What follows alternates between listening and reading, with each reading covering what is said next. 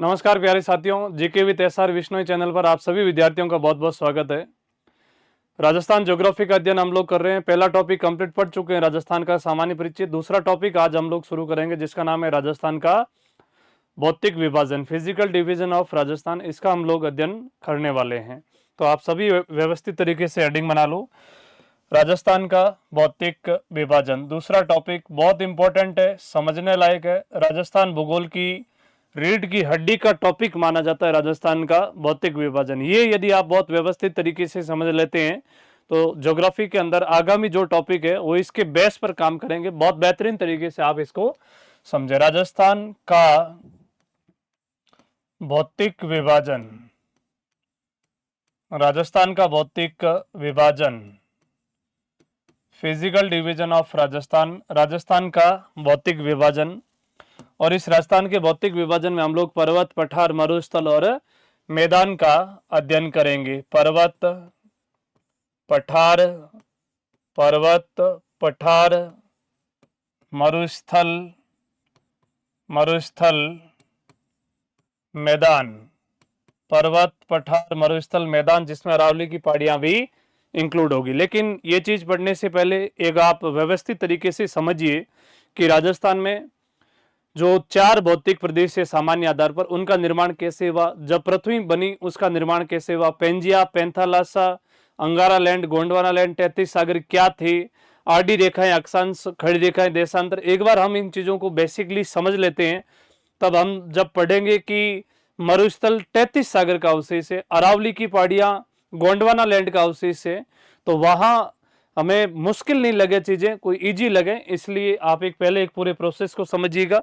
विशी मिश्रा के अनुसार राजस्थान का भौतिक विभाजन हम लोग पढ़ेंगे, सामान्य आधार पर पढ़ेंगे, AK सेन का पढ़ेंगे, प्रोफेसर रामलोचन सिंह का पढ़ेंगे। लेकिन उनसे पहले की एक प्रोसेस है जिनको हम समझते हुए आगे चलते हैं तो बहुत बेहतरीन तरीके से हमें ये चीजें समझ में आती है।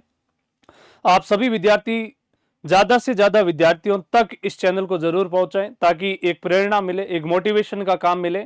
और मैं आपको कमिटमेंट करता हूं कि मैं भारतीय भूगोल, विश्व भूगोल और राजस्थान भूगोल का सभी एग्जामों के लिए कॉमन तरीके से पढ़ाऊंगा और बहुत बेहतरीन तरीके से हम लोग पढ़ने वाले। इन चीजों में कोई कमी कसौटी कुछ नहीं छोड़ेंगे, आगे बढ़ेंगे और बहुत बेहतरीन तरीके से पढ़ने वाले हैं। तो देखो, जब पृथ्वी का निर्माण हुआ तब इस पृथ्वी पर कितने महाद्वीप थे, उस प्रोसेस को हम लोग समझ रहे हैं। जब पृथ्वी का निर्माण हुआ तब इस पृथ्वी पर टोटल महाद्वीपों की संख्या कितनी थी। तो ऐसे आप समझे कि जब पृथ्वी का निर्माण हुआ था तब इस पृथ्वी पर इस पंजे के आकार का एक महाद्वीप इस दक्षिण साइड में लगा हुआ था, उसका नाम था पेंजिया। जब पृथ्वी का निर्माण हुआ तब इस पृथ्वी पर कुल महाद्वीपों की संख्या कितनी थी, एक महाद्वीप था और उस एक महाद्वीप का नाम क्या था, जवाब दोगे पेंजिया महाद्वीप। कौन सा महाद्वीप था, जवाब दोगे पेंजिया महाद्वीप। पेंजिया महाद्वीप था, पेंजिया महाद्वीप था। और इस पेंजिया महाद्वीप के चारों ओर फैले हुए इस जल राशि को, चारों ओर फैली हुई इस जल राशि को पैंथालासा कहते थे, पैंथालासा। और पैंथालासा उस समय का क्या हुआ करता था, तो जवाब दोगे महासागर था। पैंथालासा उस समय का महासागर था, पैंथालासा महासागर था और पेंजिया महाद्वीप था, पेंजिया महाद्वीप था। अब आप इसको पैंथालासा महासागर, पेंजिया महाद्वीप। फिर ऐसा होता है, देखिए कि हम जैसे ग्रीष्म ऋतु में धरातल के लैंड पार्ट के अंदर से जब मोटर ऑन करके और जल निकालते हैं तो शीत ऋतु चाहे ग्रीष्म ऋतु हो, शीत ऋतु में भी जल जमीन के अंदर से आता है, वो गर्म होता है। क्योंकि हम लोग देखते हैं कि जब पृथ्वी की सरफेस के हम लोग अंदर जाते हैं, डेप्थ वाले भाग में जाते हैं, तो फिर गर्मी बढ़ती है, पृथ्वी की आंतरिक गर्मी बढ़ती है। और इस पृथ्वी की आंतरिक गर्मी बढ़ने की कंडीशन क्या है, तो आप ऐसे बताओगे 32 मीटर गहराई में जाने पर 1 डिग्री सेंटीग्रेड तापमान बढ़ता है। 32 डिग्री गहराई में जाने पर 1 डिग्री सेंटीग्रेड तापमान बढ़ता है। यही कारण है कि इस पृथ्वी के पेंजिया का विभाजन हो गया, क्योंकि पृथ्वी के आंतरिक भाग में 32 मीटर गहराई में जाओगे तो 1 डिग्री सेंटीग्रेड तापमान बढ़ता है। तो आप जस्ट इमेजिनेशन करके देखिएगा कि जो पृथ्वी का मिड पॉइंट है, पृथ्वी का टोटल व्यास है लगभग 12,800 किलोमीटर, तो पृथ्वी की त्रिज्या होती है 6,400 किलोमीटर। 6,400 किलोमीटर जाने पर टेम्परेचर कितना बढ़ जाता है, इतनी मात्रा में टेम्परेचर बढ़ जाता है कि पृथ्वी के आंतरिक भाग में, पृथ्वी के बीचों बीच में जो भी पदार्थ पाया जाता है वो तरल और तप्त अवस्था में काम करता है, जिसे हम मैग्मा बोलते हैं। और यही मैग्मा धरातल पर आकर के ठंडा होकर जमता है, जिसे लावा कहा जाता है। इसी मैग्मा को लावा के नाम से जाना जाता है और यही लावा ठंडा होकर के जम करके आग्नेय चट्टानों का निर्माण करता है। लेकिन उससे पहले आप ये समझें कि स्पेंजिया इतना कठोर भाग था कि इसने मैग्मा को बाहर नहीं आने दिया, और मैग्मा को बाहर नहीं आने दिया तो इस पृथ्वी के अंदर ब्लास्ट हुआ और अगले स्टेप में 2 महाद्वीप बने। तो आपको एक ये लाइन रजिस्टर के अंदर बनानी है और ये लिखना भी है नोट्स के माध्यम से कि जब पृथ्वी का निर्माण हुआ तब इस पृथ्वी पर एक महाद्वीप था जिसका नाम पेंजिया, जिसका नाम पेंजिया। आगे की ये चीजें शुरुआत की है, मैं कुछ बोल बोल के लिखाऊंगा। उसके बाद जैसे ही हम लोग अगले वीडियो में राजस्थान का भौतिक विभाजन पढ़ना शुरू करेंगे, उससे पहले ये हम समझेंगे विशी मिश्रा, सामान्य अनुसार, प्रोफेसर रामलोचन सिंह पृथ्वी की निर्माण का स्ट्रक्चर, और ये समझ करके भौतिक विभाजन पढ़ेंगे, क्योंकि ये टॉपिक बहुत समझने लायक है और बहुत इंटरेस्टिंग टॉपिक है। उसके बाद में जब पृथ्वी का निर्माण हुआ तब एक महाद्वीप था जिसका नाम पेंजिया, एवं एक ही महासागर था जिसका नाम पैंथालासा था। एक ही महासागर था जिसका नाम पैंथालासा था। उसके बाद में अगले स्टेप में आपको ये उस भाषा के नीचे इसको आप बना लो और फिर एक चीज लिख दो कि धरातल में 32 मीटर गहराई में जाने पर 1 डिग्री सेंटीग्रेड तापमान बढ़ता है। 1 डिग्री सेंटीग्रेड तापमान बढ़ता है, अतः 1 डिग्री सेंटीग्रेड तापमान बढ़ता है, अतः पेंजिया का विभाजन हो गया एवं 2 महाद्वीप बने। जलवायु वाले टॉपिक में हम लोग डिटेल से पढ़ने वाले। आप लोग ध्यान रखना कि हम जब 165 मीटर ऊपर जाते हैं तो 1 डिग्री सेंटीग्रेड तापमान कम होता है। 165 मीटर ऊपर जाने पर 1 डिग्री सेंटीग्रेड तापमान कम होता है, 165 मीटर। और ये ऐसा वायुमंडल की सबसे निचली परत सौर मंडल में होता है। ऐसा कहाँ होता है? तो जवाब दोगे वायुमंडल की सबसे निचली परत सौर मंडल में ही ऐसा होता है। उसके बाद में जैसे ही पेंजिया में ब्लास्ट हुआ, पेंजिया का विभाजन हुआ, तो अगले स्टेप में इस पृथ्वी पर 2 महाद्वीपों का निर्माण हुआ। जो महाद्वीप दक्षिण में रहा उसका नाम तो था गोंडवाना लैंड, और जो महाद्वीप उत्तर की तरफ चला गया उसका नाम था अंगारा लैंड। यानी कि पेंजिया में ब्लास्ट होने पर कितने महाद्वीप बने? 2 महाद्वीप। जो साउथ की तरफ रहा उसका नाम था गोंडवाना लैंड, यानी कि साउथ की तरफ रहा उसका नाम तो क्या रहा? तो जवाब दोगे गोंडवाना लैंड। और जो नॉर्थ की तरफ शिफ्ट हुआ उसका नाम था अंगारा लैंड, अंगारा लैंड। कितने अगले स्टेप में कितने महाद्वीप बने? जवाब दोगे 2 महाद्वीप। कौन कौन से बने? जवाब दोगे अंगारा लैंड और गोंडवाना लैंड। अंगारा लैंड एवं गोंडवाना लैंड दोनों महाद्वीपों का निर्माण हुआ। 2 महाद्वीप बने। अंगारा लैंड, इसे हम कह सकते हैं और नाम दे सकते हैं उत्तरी महाद्वीप, यानी इसे और क्या नाम देंगे? जवाब दोगे उत्तरी महाद्वीप। और इसका क्या नाम होगा? तो जवाब दोगे दक्षिणी महाद्वीप। उत्तरी महाद्वीप और दक्षिणी महाद्वीप। और इन दोनों के बीच में जो जल राशि का विस्तार हुआ उसका नाम था टेथिस सागर। इन दोनों के बीच में कौन सी जल राशि फैली? तो आपका जवाब दोगे टेथिस सागर की जल राशि का विस्तार हुआ। तो आज हम जैसे पढ़ते हैं मरुस्थल और पूर्वी मैदान, जो राजस्थान के 2 भौतिक प्रदेश हैं, वो किसके भाग है? टेथिस सागर के। अरावली और दक्षिण पूर्वी पठारी प्रदेश, जिसे हम हाड़ौती का पठार कहते हैं, वो किसका भाग है? जवाब दोगे गोंडवाना लैंड का। और पूरे भारत में कहीं पे भी अंगारा लैंड का अवशेष नहीं है। पूरे भारत में कहीं पर भी किसका अवशेष नहीं है? तो जवाब दोगे अंगारा लैंड का कोई अवशेष नहीं है। तो राजस्थान में भी अंगारा लैंड के अवशेष होने की कोई संभावना किसी प्रकार से नहीं बनती। राजस्थान में अंगारा लैंड का भी कोई अवशेष नहीं है। उसके बाद में जैसे यदि आपसे प्रश्न पूछें कि अंगारा लैंड की, गोंडवाना लैंड के टूटने से इस पृथ्वी पर कितने महाद्वीप बने? तो जवाब दोगे 4 महाद्वीप। 4 महाद्वीप किसके टूटने से बने? गोंडवाना लैंड के टूटने से बने। और 3 महाद्वीप, 3 महाद्वीप किसके टूटने से बने? तो आंसर होना चाहिए अंगारा लैंड के टूटने से 3 महाद्वीप बने। अंगारा लैंड के टूटने से 3 महाद्वीप कौन कौन से बने? तो एक का तो जवाब दोगे उत्तरी अमेरिका महाद्वीप, उत्तरी अमेरिका महाद्वीप, उत्तरी अमेरिका महाद्वीप, उत्तरी अमेरिका महाद्वीप, यूरोप महाद्वीप, उत्तरी अमेरिका महाद्वीप, यूरोप महाद्वीप और एशिया महाद्वीप। उत्तरी अमेरिका, यूरोप और एशिया तो बने अंगारालैंड से। हालांकि भारत एशिया महाद्वीप का भाग है, भारत एशिया महाद्वीप का भाग है, लेकिन भारत में किसी भी प्रकार से अंगारालैंड का कोई अवशेष नहीं है। आज जहां हिमालय है उसकी जगह पे पहले 33 सागर का विस्तार था, 33 सागर का विस्तार था। और इसमें गोंडवाना लैंड के टूटने से कौन कौन से महाद्वीप बने, गोंडवाना लैंड के टूटने से किन किन महाद्वीपों का निर्माण हुआ, तो इसमें आपको दक्षिण अमेरिका महाद्वीप, यानी कौन सा महाद्वीप इसके टूटने से बना, तो एक तो जवाब दोगे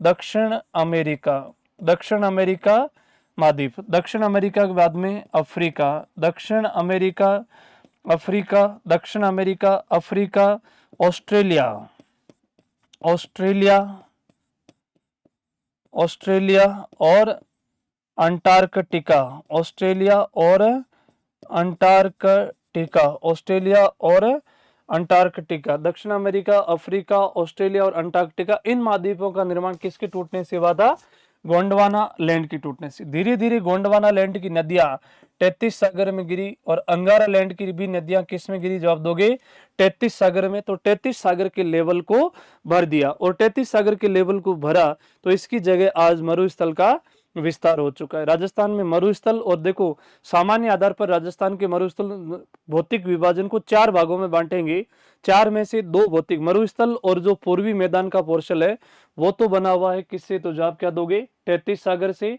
अरावली की पहाड़ियां और हाड़ौती का पठार बना हुआ है गोंडवाना लैंड का विस्तार है, यहाँ पे गोंडवाना लैंड का विस्तार है। तो एक इंडेक्स हम लोग बनाएंगे। इससे पहले हम लोग पढ़ लेते हैं कि राजस्थान में वीसी मिश्रा ने राजस्थान को कितने भागों में विभाजित किया, और उसके बाद में हम लोग एक इंडेक्स बनाएंगे, एक कंप्लीट चार्ट बना करके राजस्थान को भौतिक रूप से 4 भागों में डिवाइड करने वाले हैं। तो उसके बाद में देखो वीसी मिश्रा ने,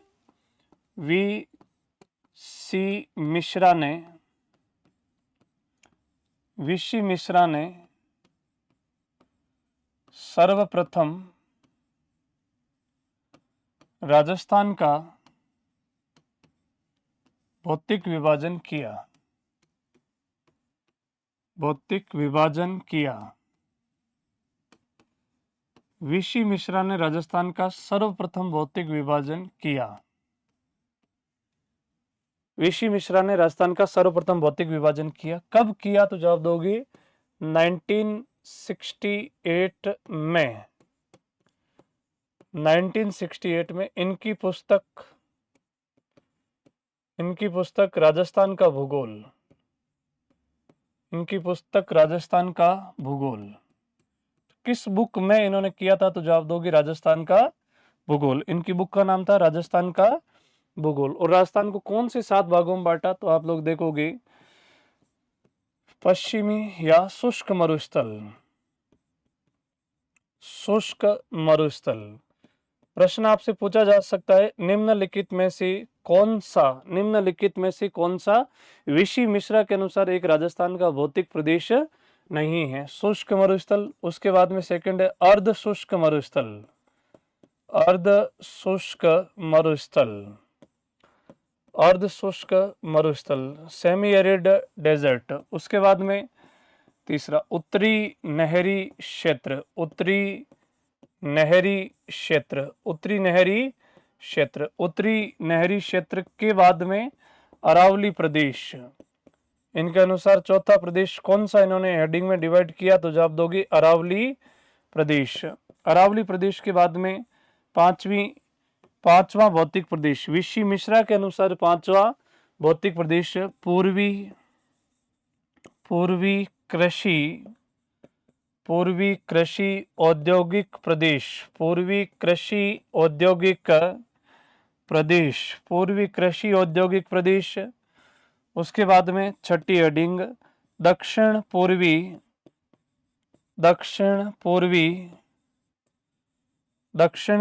कृषि प्रदेश, दक्षिण पूर्वी कृषि प्रदेश।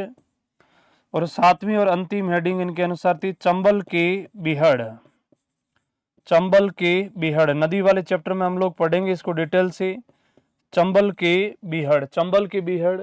तो ये जो 7वां हेडिंग में राजस्थान का सबसे पहले भौतिक विभाजन वीसी मिश्रा ने 1968 में इनकी पुस्तक राजस्थान का भूगोल में 7 भागों में किया, 7 भागों में किया। यानी कि वीसी मिश्रा ने राजस्थान की ज्योग्राफी का राजस्थान का भौतिक विभाजन कितने भागों में, वीसी मिश्रा ने कितने भागों में किया, तो जवाब दोगे 7 भागों में इन्होंने राजस्थान का डिविडेशन किया था। उसके बाद में 1968 में ही 1968 में ही 1968 में ही ए.के. सेन ने राजस्थान का भौतिक विभाजन किया, राजस्थान का भौतिक विभाजन किया, राजस्थान का भौतिक विभाजन किया। 1968 में ही ए.के. सेन ने राजस्थान का भौतिक विभाजन किया। अगला है 1971 में, इंपॉर्टेंट है याद रखना, 1971 में प्रोफेसर रामलोचन सिंह 1971 में प्रोफेसर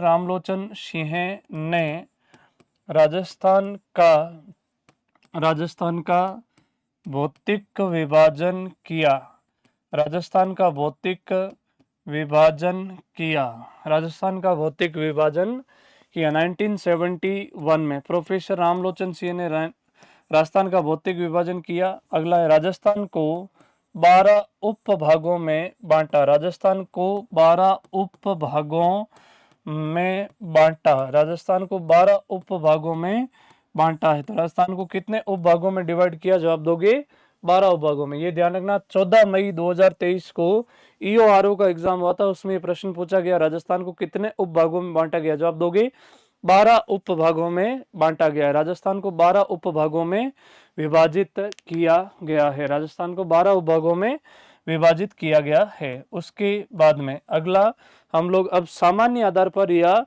एचएम सक्सेना के अनुसार राजस्थान को कितने भागों में बांटा गया, तो आपका जवाब होना चाहिए 4 भागों में बांटा गया। तो अगली हेडिंग रहेगी हमारी सामान्य आधार पर, ये सबसे इंपॉर्टेंट है और इसी आधार पर हम लोग पढ़ने वाले। सामान्य आधार पर या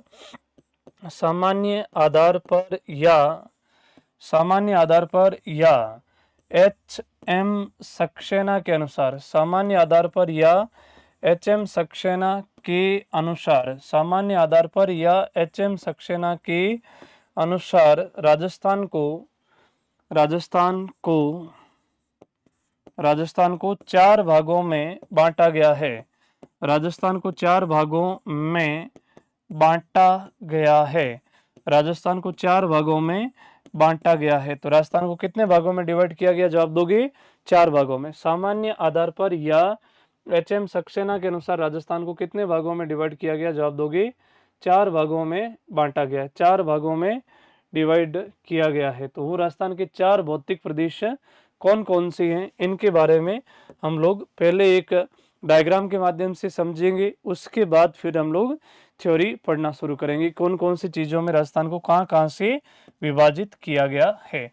जैसे यहाँ पूरे पश्चिमी राजस्थान के अंदर एक कंप्लीट मरुस्थल फैला हुआ है, तो उसे हम बोलते हैं थार का मरुस्थल, या फिर उसी का नाम क्या है, तो जवाब दोगे पश्चिमी राजस्थान महान मरुस्थल। और यहाँ बीच में से एक पहाड़ियाँ फैली हुई जिनका नाम है अरावली की पहाड़ियाँ। तीसरा भौतिक प्रदेश याद रखना, यहाँ से शुरू होगा और ये यहाँ तक पूरा फैला हुआ, इसका नाम है पूर्वी मैदान। और फिर यहाँ से कोटा, बूंदी, बारां और झालावाड़ का ये क्षेत्र है, इसका नाम है हाड़ौती का पठार या दक्षिण पूर्वी पठारी प्रदेश। तो फिजिकली रूप से राजस्थान को हम लोग कितने सेक्शन में डिवाइड करेंगे, जवाब दोगे 4 सेक्शन में डिवाइड करके पढ़ने वाले हैं। पहला भाग जिसका नाम है महान मरुस्थल, फिजिकली रूप से आप लोग एक बार ऐसा एक डायग्राम भी बना लो और उसके बाद में इंडेक्स भी बना लेना है। डायग्राम और इंडेक्स आपको दोनों बनानी है और उस इंडेक्स के अकॉर्डिंग हम लोग राजस्थान को 4 भौतिक प्रदेशों में विभाजित करके कंप्लीट अध्ययन करने वाले। महान मरुस्थल यानी कि सबसे पहले एक चीज है जिसका नाम कौन सा, जवाब दोगे महान मरुस्थल के बाद में दूसरा फिजिकल डिवीजन ये रहा यहाँ पे, और सेकंड फिजिकल डिवीजन को किस नाम से पढ़ेंगे, जवाब दोगे अरावली की पहाड़ियाँ। सेकंड फिजिकल डिवीजन दूसरा भौतिक प्रदेश, और दूसरा भौतिक प्रदेश है अरावली की पहाड़ियाँ, अरावली की पहाड़ियाँ, यानी इसे किस नाम से जानते हैं तो जवाब दोगे अरावली की पहाड़ियों के नाम से जानते हैं। तीसरा फिजिकल डिवीजन ये रहा यहाँ से, इसका नाम है पूर्वी मैदान। पूर्वी मैदान, या फिर इसका निर्माण गंगा यमुना से हुआ तो इसको गंगा यमुना का मैदान भी हम लोग कह सकते हैं, पूर्वी मैदान। इंडेक्स बनाओ तो भी ठीक, यदि डायग्राम भी बहुत व्यवस्थित तरीके से बना देते हो तो भी अपना काम यहाँ से हो जाएगा। और राजस्थान का चौथा फिजिकल डिवीजन, और राजस्थान का चौथा फिजिकल डिवीजन है दक्षिण पूर्वी पठारी प्रदेश। दक्षिण पूर्वी पठारी प्रदेश। दक्षिण पूर्वी पठारी प्रदेश। दक्षिण पूर्वी पठारी प्रदेश। देखो विद्यार्थियों, ऑफलाइन बैच में जिस तरीके से हम लोगों ने पढ़ा, वहाँ से मैं एक मोटिवेट होकर के सभी विद्यार्थियों ने मेरे जीवन करियर में मुझे बहुत प्रेम दिया, और मुझे यही आकर के हर विद्यार्थी ने बोला है कि आप जो एक पढ़ाने की शैली है आपकी, वो हमें बहुत अच्छी से, आप जो भी चीज़ पढ़ाते हो वो मैक्सिमम चीज़ें हमें याद रहती है लंबे समय के लिए। और इसी चीज़ से मैं एक मोटिवेशन मिला, मुझे एक प्रेरणा मिली। मैंने कहा क्यों नहीं पूरे राजस्थान के अंदर जहाँ भी जो भी विद्यार्थी जिस जगह भी जिस सिचुएशन में बैठा हुआ है, वहाँ से वो लोग निःशुल्क मेरे से अध्ययन कर सकें। तो इसका मैं बेहतरीन तरीके से आप लोगों को करंट और दूसरे विषय भी पढ़ाने में हर संभव प्रयास और संभव मेरी जितनी मेहनत होगी वो मैं मेहनत करके और आप लोगों तक चीज़ें देने का हर संभव प्रयास करूंगा। आप लोग ज़्यादा से ज़्यादा इस चीज़ का फ़ायदा उठाएं और मुझे भी एक प्रेरणा दे, मुझे एक मोटिवेशन देने का आप लोगों से। आप लोगों को जहाँ जहाँ कमी आएगी वहाँ मैं ढाल बन करके खड़ा रहूँगा। दूसरा, आप लोग भी मेरा ज़्यादा से ज़्यादा जितना ज़्यादा सपोर्ट हो सके उतना ज़्यादा सपोर्ट करने का प्रयास करें। हम लोग बहुत बेहतरीन ढंग से पढ़ेंगे उस चीज़ों को। तो ये 4 राजस्थान की फिजिकल डिवीजन है। अब देखो, जहाँ फिजिकल डिवीजन है वो राजस्थान का कुछ क्षेत्रफल भी रखते हैं, प्रतिशत में रखेंगे। राजस्थान की 2011 में जनसंख्या 6,85,48,437 थी, उसका कुछ प्रतिशत भाग वहाँ निवास करेगा। इनका अवशेष किसका, यानी इसकी जगह पहले क्या फैला हुआ था वो चीज़ मायने रखती है कि इसकी जगह, उसको हम याद करेंगे। इनकी जगह पहले अवशेष किसका था। पृथ्वी का निर्माण क्रम की एक सारणी है, पूरी पृथ्वी का निर्माण हुआ था स्टेप बाय स्टेप। हमें सारी सारणी याद नहीं करनी, वो फर्स्ट ग्रेड में जब हम लोग पढ़ेंगे तो वहाँ जरूर मैं आपको याद करवाऊंगा, या आरएस मेंस में है वहाँ पे मैं पूरी इंडेक्स बनाऊंगा वर्ल्ड ज्योग्राफी से रिलेवेंट करके, तब जाके हम चीज उसका अध्ययन करेंगे। एक बार आप माइंड में ये चीजें याद रखोगे, इसका निर्माण कौन से मतलब काल में हुआ था, और उसके बाद में ये निर्माण क्रम की दृष्टि से कौन से नंबर का फिजिकल डिवीजन है। ये चीजें हमारे लिए बहुत इंपॉर्टेंट है। कौन कौन सी चीजें हमें याद करनी है यहाँ से, तो एक तो ये रखता है पूरे राजस्थान का क्षेत्रफल। एक तो ये राजस्थान का क्या रखेगा, क्षेत्रफल आपको याद करना है। दूसरा, यहाँ पे राजस्थान की जनसंख्या, राजस्थान की जनसंख्या कितनी है वो आपको याद करनी है। क्षेत्रफल कितना है, जनसंख्या कितनी है, क्षेत्रफल जनसंख्या। उसके बाद में आपको याद करना है अवशेष। अवशेष यानी रिमेन किसका है वो आपको याद करना है। अवशेष, अवशेष के बाद में आपको याद करना है निर्माण काल। निर्माण काल कौन सा है, किस काल में किस युग में इसका निर्माण हुआ था। और उसके बाद में आपको एक और चीज याद करनी है, निर्माण क्रम कौन सा है। निर्माण क्रम, नंबर ऑफ सीक्वेंस के हिसाब से इसका निर्माण किस क्रम में हुआ था। क्षेत्रफल, मरुस्थल राजस्थान का कितना प्रतिशत भाग रखता है, जवाब दोगे 61.11% भाग मरुस्थल रखता है। 61.11% भाग पर मरुस्थल फैला हुआ है। जनसंख्या कितनी है, तो राजस्थान की 40% जनसंख्या किसमें निवास करती है, जवाब दोगे मरुस्थल में। हम लोग कोई इंडेक्स नहीं बनाएंगे, सिर्फ ये डायग्राम है। इसी डायग्राम को आपको अपनी कॉपी में बहुत व्यवस्थित तरीके से बनाना है, और ये अगले 8 वीडियोस में आपके काम आने वाले हैं। इस आप जो मैप है इसको बहुत सीरियसनेस के साथ में समझे, और ये बहुत इंपॉर्टेंट है। आगामी जो भी चीज हम लोग पढ़ेंगे, लेकिन इस टॉपिक में आपको चैन बनानी है, कड़ी से कड़ी मिलाकर के आपको पढ़ना है, तब जाकर के इस टॉपिक को बहुत व्यवस्थित तरीके से आप समझ पाओगे। अवशेष किसका है, तो आप लोगों ने अभी तक थोड़ी देर पहले ही अध्ययन किया था कि यहाँ पहले किसका विस्तार था, तो जवाब दोगे 33 सागर का विस्तार था। और इसका निर्माण कौन से काल में हुआ है, तो जवाब दोगे प्लीस्टोसीन काल में हुआ था। किस काल में इसका निर्माण हुआ है, तो आंसर दोगे प्लीस्टोसीन काल में। और निर्माण क्रम की दृष्टि से राजस्थान का कौन से नंबर का फिजिकल डिवीजन है, 4th। चौथा और अंतिम पर निर्माण किसका हुआ है? तो जवाब दोगे महान मरुस्थल का। राजस्थान का 4 भौतिक प्रदेश है। सबसे पहले निर्माण अरावली का हुआ, उसके बाद दक्षिण पूर्वी पठारी प्रदेश का हुआ, उसके बाद पूर्वी मैदान का हुआ, और उसके बाद किसका हुआ? तो जवाब दोगे निर्माण हुआ था महान मरुस्थल का निर्माण। इसी तरीके से आपको अरावली में भी चीजें याद रखनी। क्या क्या याद करोगे? तो एक तो जवाब दोगे क्षेत्रफल, राजस्थान का कितना प्रतिशत भाग अरावली रखती है, राजस्थान की कितनी जनसंख्या अरावली में निवास करती है, उसके बाद राजस्थान की अरावली किसका अवशेष रखता है, अरावली किसका अवशेष रखता है, उसके बाद अरावली का निर्माण काल कौन सा है, अरावली का निर्माण काल, अरावली का निर्माण काल कौन सा है, और उसके बाद आपको एक चीज याद रखनी है, अरावली का निर्माण क्रम कौन सा है, अरावली का निर्माण क्रम कौन सा है, नंबर ऑफ सीक्वेंस, किस सीक्वेंस पे अरावली का निर्माण हुआ था, किस सीक्वेंस पे अरावली का निर्माण हुआ था। तो क्षेत्रफल कितना है? तो जवाब दोगे अरावली राजस्थान का क्षेत्रफल रखती है 9%, जनसंख्या निवास करती है 10%, अवशेष किसका है? तो आप जवाब दोगे गोंडवाना लैंड का। आज जहां अरावली का विस्तार है, इसकी जगह पहले कौन सा फिजिकल डिवीजन फैला हुआ था? तो जवाब दोगे गोंडवाना लैंड का इसकी जगह विस्तार था। निर्माण काल कौन सा है? तो इसका निर्माण हुआ था प्री कैम्ब्रियन काल में। विभिन्न परीक्षाओं में बार बार ये प्रश्न पूछा जाता है कि इसका निर्माण कौन से काल में हुआ था? तो इसका निर्माण हुआ था प्री कैम्ब्रियन काल में। और निर्माण क्रम की दृष्टि से राजस्थान का कौन से नंबर का फिजिकल डिवीजन है? पहला। सबसे पहले निर्माण अरावली का हुआ था। उसके बाद में पूर्वी मैदान, हम लोग किसका अध्ययन करने वाले? जवाब दोगे पूर्वी मैदान में राजस्थान की क्षेत्रफल निवास करेगा, यानी कि उसके बाद में जनसंख्या निवास करेगी। फिर हमें याद करना है कि यह अवशेष किसका है, अवशेष किसका है। उसके बाद में याद करना है निर्माण काल कौन सा है, इसका निर्माण काल, निर्माण काल ध्यान रखना। निर्माण काल में पूर्वी मैदान का निर्माण थोड़ा पहले हुआ, मरुस्थल का निर्माण थोड़ा सा बाद में हुआ था। तो पूर्वी मैदान निर्माण काल प्लिस्टोसीनी रहेगा। और उसके बाद में आपको याद करना है निर्माण क्रम, निर्माण क्रम को आपको याद करना है। निर्माण क्रम तो देखो इसका, ये राजस्थान का कितना क्षेत्रफल रखता है? तो आपका जवाब होना चाहिए पूर्वी मैदान 23% भाग पर फैला हुआ है। कितनी जनसंख्या निवास करती है? 39%। क्षेत्रफल कितना है? 23। जनसंख्या कितनी है?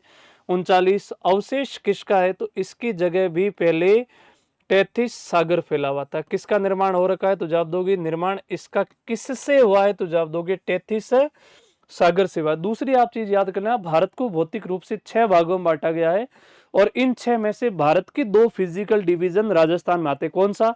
उत्तर का विशाल मैदान और प्रायद्वीपीय भारत। उत्तर की विशाल मैदान का ही भाग है पूर्वी मैदान, और प्रायद्वीपीय भारत का भाग है हाड़ौती का पठार और अरावली। तो भारत के 2 भौतिक प्रदेश राजस्थान में आते हैं, भारत के 2 भौतिक प्रदेश राजस्थान में।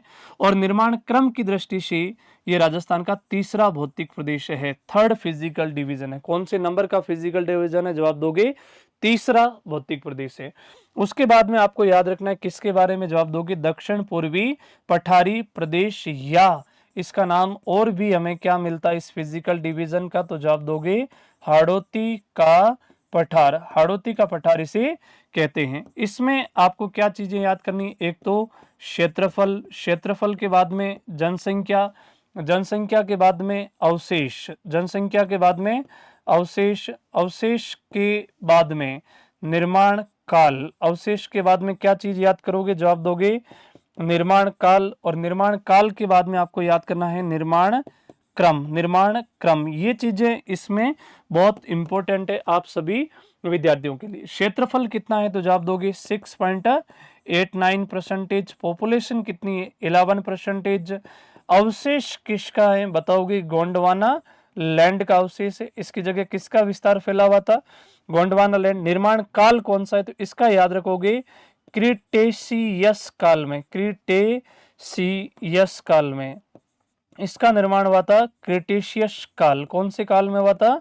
क्रिटेशियस काल में। और निर्माण क्रम की दृष्टि से राजस्थान का कौन से नंबर का फिजिकल डिवीजन है? जवाब दोगे 2nd। बस ये डायग्राम जो बना है ये आगामी लगभग आप मान के चलिएगा कि 7 से 8 वीडियो के लिए आपको ये काम आएगा, या 6 से 7 घंटे तक का ये पूरा कंप्लीट टॉपिक है। और ये राजस्थान में कोई भी आप टॉपिक पढ़िएगा उसके लिए आपको रीढ़ की हड्डी का काम करने वाला है। तो देखो, राजस्थान को फिजिकली रूप से हम लोगों ने कितने सेक्शन में डिवाइड किया? 4। कौन कौन सा? महान मरुस्थल, अरावली की पहाड़ियां, पूर्वी मैदान और दक्षिण पूर्वी पठारी प्रदेश, या इसे हाड़ौती के पठार के नाम से भी जाना जाता है। और आगामी चीज के अंदर जब जब हम पढ़ेंगे तो उसके अंदर ये सबसे पहले पढ़ना शुरू करेंगे महान मरुस्थल। उसके बाद में जब वो कंप्लीट होगा, महान मरुस्थल को 2 भागों में बांटेंगे, शुष्क मरुस्थल और अर्ध शुष्क। शुष्क को भी 2 भागों में बांटेंगे, बालू का स्तूप युक्त, बालू का स्तूप मुक्त। अर्ध शुष्क मरुस्थल को 4 भागों में बांटेंगे, घग्गर का मैदान, शेखावटी प्रदेश, नागौर उच्च भूमि और लोनी बेसिन। उसके बाद में जब वो मरुस्थल कंप्लीट होगा तो हम अरावली का अध्ययन करेंगे। अरावली का अध्ययन पहले भारत के पर्पज से करेंगे, उसके बाद राजस्थान के पर्पज से, और फिर अरावली को 3 सेक्शन में बांटेंगे, दक्षिण अरावली, मध्य अरावली और उत्तरी अरावली। वो कंप्लीट होगा तो उसके बाद में हम लोग पढ़ेंगे पूर्वी मैदान। पूर्वी मैदान, जलोढ़ मिट्टी, ये सारी चीजें पढ़ने के बाद में पूर्वी मैदान को नदियों के आधार पर 4 भागों में बांटेंगे, बाणगंगा का मैदान, बनास का मैदान, मध्य माही का मैदान और चंबल का मैदान। और उसके बाद में हम लोग पढ़ेंगे दक्षिण पूर्वी पठारी प्रदेश। तो बेहतरीन तरीके से राजस्थान की फिजिकल डिवीजन का हम लोग अध्ययन करेंगे, राजस्थान का भौतिक विभाजन 4 भागों में, और विभिन्न परीक्षाओं में यहाँ से प्रश्न पूछे जाते हैं। तो आप सभी विद्यार्थियों का बहुत बहुत धन्यवाद। मिलते हैं अगले वीडियो के अंदर। Thank you so much.